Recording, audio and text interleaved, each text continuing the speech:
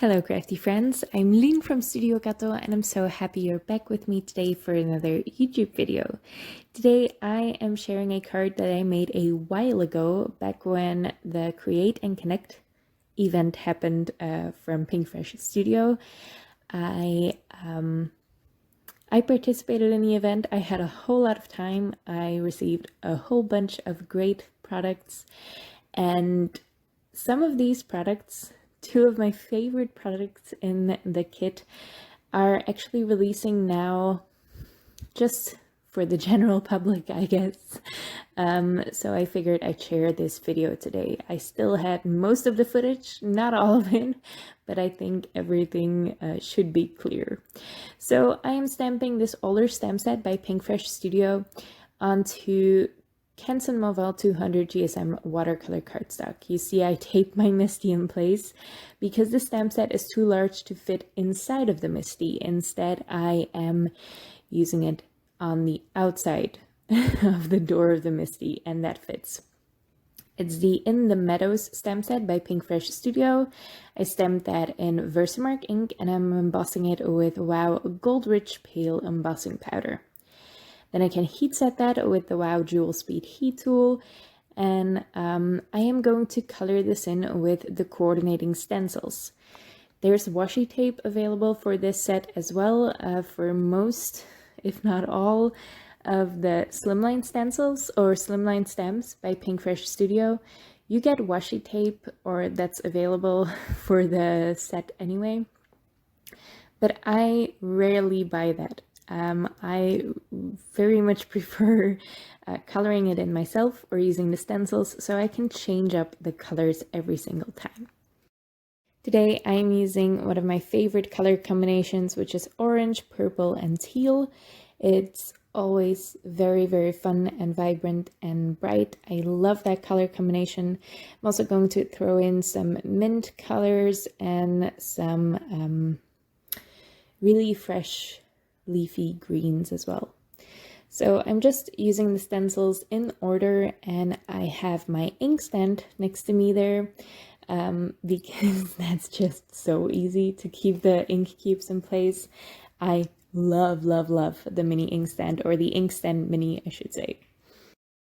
I love the inkstand mini so much. If you use ink cubes regularly, this is just really easy to keep them all in place and organized on your desk, and you don't have to use your hands to hold it, which means that, especially for ink cubes, you're not going to run the risk to get all of that ink on your fingers while you're holding your ink cube. So, because I love it so much, there will actually be an affiliate link in the description below to purchase it. If you purchase it through that link, I will get a small commission from the sale, but it's at no extra cost to you. Now, with all of those images all ink blended and stenciled on, I can start working on my background. And I'm just doing some really simple ink smooshing here. And the key is to heat set. So I did my first layer of smooshing and I'm heat setting it. I already smooshed some more ink on my mat, but I had to heat set it first, because the more you heat set in between, the more you are setting the colors in place. Now this is water reactive ink, so some of that ink is still going to be reactivated, but the more you heat set in between, the more you set that ink in place, and the more texture and fun, playful look you get on your card. This is also a die cut panel. It's from the Mini Slimline Essentials bundle die set from Pinkfresh Studio, and the stitched detail is picking up the ink a little bit differently, so it stands out a lot more. Now this is the first product from the kit, and this is the Ornate Circle die from Pinkfresh Studio. You can purchase this separately now, and I highly recommend you do. It's a great frame element. You know, I love frame elements. It makes your space a little bit smaller if you want, so you don't have to fill an entire card up. You can just fill in inside the frame, and that makes it really easy to design a card. I'm using it a little bit differently today, but it actually comes with two dies. So one is the one I used now, and that just cuts out the circle in the middle, and it cuts out some details and some stitched details around it. It's gorgeous. It's very intricate. It's really, really classy. It's beautiful. Then there's a second die that cuts out all around that detail. So you can actually create a standalone frame. You don't have to just use it as a cutout on a card. So it's a really versatile die set, and I love the look of it as well. I filled it in with some gold details, so I just inlaid some pieces there that I die cut from gold cardstock, and I did save that inside circle piece, but I didn't end up using it in the end. Now, to arrange all of these lovely pieces, this took me the longest time.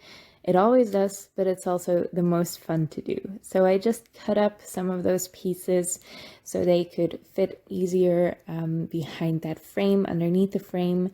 It's propped up on foam tape, and sometimes I put the foam tape a little bit too close to the edge.